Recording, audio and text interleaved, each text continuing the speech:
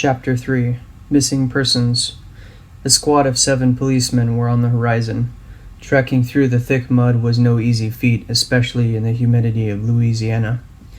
The men in blue plowed through nonetheless. Footprints were hard to track, so they were guided solely by their own intel. Back at the sheriff's office, they had interviewed dozens of witnesses from town who had apparently last seen the 3 men before they disappeared. These 3 individuals were eventually all identified. They were not related by blood, but rather by brotherhood, as they all belonged to a gang of Cajuns known as the Senin Sons. The gang's name was infamous throughout town. Despite their lawless reputation, which included many accounts of property damage, theft, and battery, among other things, the sheriff sought justice for the gang's missing members. Sheriff Malcolm Reeves guided the investigation with a team of 6 men. Each officer had earned their place respectfully, and the sheriff entrusted all of them. They weren't just good at their job, they were good men in the force. Reeves had recently brought a rookie on board, a 19-year-old named Joshua. Admittedly, the sheriff was a little nervous about bringing him along for the investigation because it was the boy's first real assignment. He certainly had his doubts, but it was too late to change his mind now. Joshua stayed close behind Reeves as they continued to scan the bayou for evidence. They were looking for traces of human life, footprints, articles of clothing, bones, anything really.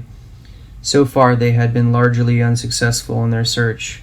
The dogs would pick up a scent for a minute, and then the trail went cold. Reeves made the effort to reassure his men throughout the investigation. "Don't lose hope quite yet, boys. We've still got plenty of ground to cover. But no worries, we all get to go home to our wives when it's over. Isn't that right?" The policemen all let out a collective groan.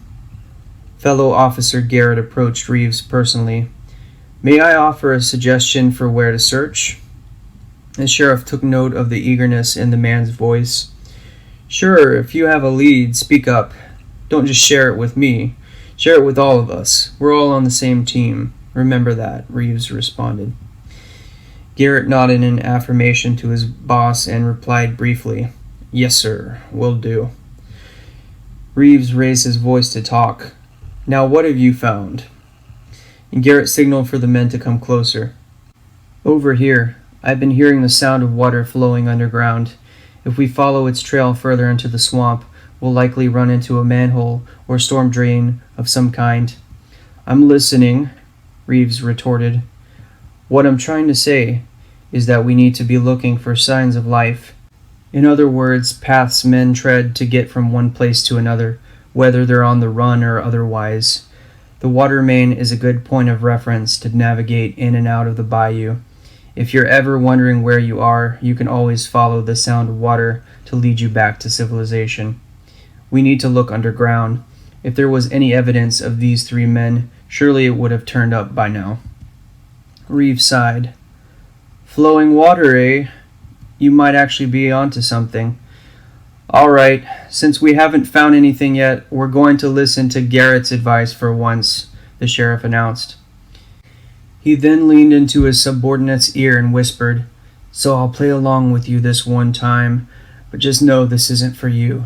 This one's for the team. 'Cause we're all team players, right?" Garrett silently acknowledged Reeves, who returned his nod with a pat on the shoulder. Reeves and Garrett walked in close proximity to each other. "If we're lucky, we've got a couple of hours of daylight left to search. I don't care how long you've lived here, everything looks the same out in the swamp. We better keep on this path so we can listen to the sound of flowing water," he exaggerated. Garrett was not amused. Reeves elbowed him. "Hey, cheer up. We're only putting our lives on the line every day. Gotta have something to lighten the mood." Garrett shrugged. "Let's help make Garrett feel better, everyone," he announced as he smacked his hand down on his deputy's shoulder, pulling him closer for a side hug. "We're going to play follow the leader with Garrett today, since he thinks he can do my job just as well. If we end up getting nowhere, don't blame me for it." The sheriff ordered his men to remain silent so they could listen for water underfoot and let his co-worker lead the way. The German shepherds sniffed along their path. Animal tracks and footprints were obscured by the mud, so it was hard to discern one creature from another. The squad was just as confused as the dogs, which seemed to endlessly zigzag around the land. Reeves watched the canines diligently and instructed his other officers. "Tighten up on the leashes. What are they here for if they can't follow a scent?" He was growing more weary and frustrated by the second as Garrett led them further into the swamp. It was a particularly dull day, and the dangling moss from the trees only added to the dreariness. Everything melded together into a grayish slop. As middle-aged as I am, I ain't usually feeling this tired. I reckon it's just the humidity getting to me, the sheriff muttered to himself. About a half a mile later, they came across a large drain in the ground. "Looks like we found your storm drain," Reeves said. With the help from a crowbar, the cover was gradually removed. The lid fell backwards and hit the ground with a thud, splattering more mud onto their legs. Garrett kneeled down to look in the drain. It was too dark to see the bottom. The sheriff took out a flashlight from his belt and handed it to Garrett. Inside the hole, he could make out a depth of about 8 to 10 feet. "All right, playtime's over now, so here's the plan," Reeves announced.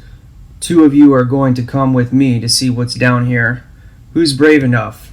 Or better yet, who's content with being a Ninja Turtle for a little while?" Joshua and another cop named Pete volunteered to go down with him.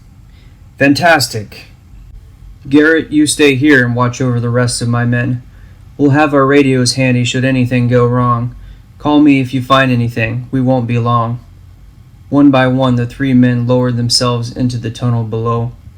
The interior reminded Joshua of one of the Dirty Jobs episodes he'd seen. It was a job he had never imagined himself getting into, but here he was. The tunnel walls were covered in algae and mud. Squeaking rats scattered about. The water beneath them made the surface slippery against their boots. It was like walking up a slip and slide.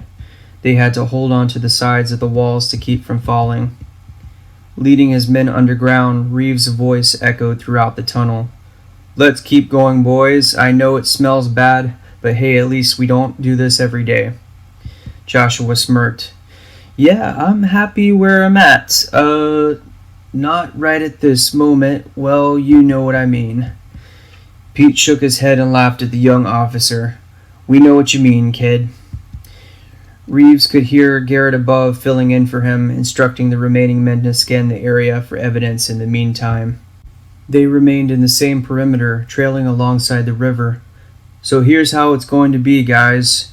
When Reeves is gone, you can expect me to be the one giving orders around here, so you better get used to it," Garrett said in a sadistic tone. "All joking aside, they are probably going to be another 30 minutes to an hour down there. We're not going to find anything out here, so let's just call it recess. Feel free to get on your phones or whatever. I'm going to look at some fine young ladies myself, if you know what I mean." Everyone almost simultaneously pulled out their mobile devices. "Piece of cake, as usual," Garrett snickered to himself. Joshua's voice echoed with excitement. "Hold up, guys. I think I may have found something." The young officer shined his flashlight towards a patch in the wall. It was a slat of wood nailed to the side of the tunnel. Oddly enough, the wood was in a fine state, which suggested it had been placed there recently. Joshua knocked on the panel. It was hollow. "Attaboy! That's good work, son. Now let's pry this thing open and see what's behind it," Reeves exclaimed in excitement.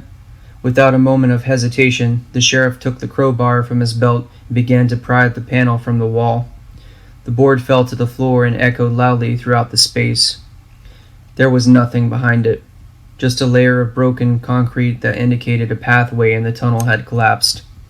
Reeves offered an explanation. "Most likely the work of the maintenance guys. This path must have collapsed under weather conditions, so maintenance patched it up to prevent blockage. It keeps the water flowing smoothly from the streets to the rivers." Pete agreed with Reeves. "Yep, this was definitely caused by natural means. What we're looking for isn't here." Joshua, however, remained skeptical. He was open to the possibility of there being something behind the rubble, but he kept his thoughts to himself. He wouldn't dare argue with Reeves. The three policemen continued their path down the tunnel. Looks like we've reached a dead end, Reeves' voice echoed. They neared a steel grate above them, which marked the end of the tunnel. A waterfall formed from the sewage above made it difficult to venture further. Let's turn back, boys. I think we've spent enough time down here already. Let's call it a day.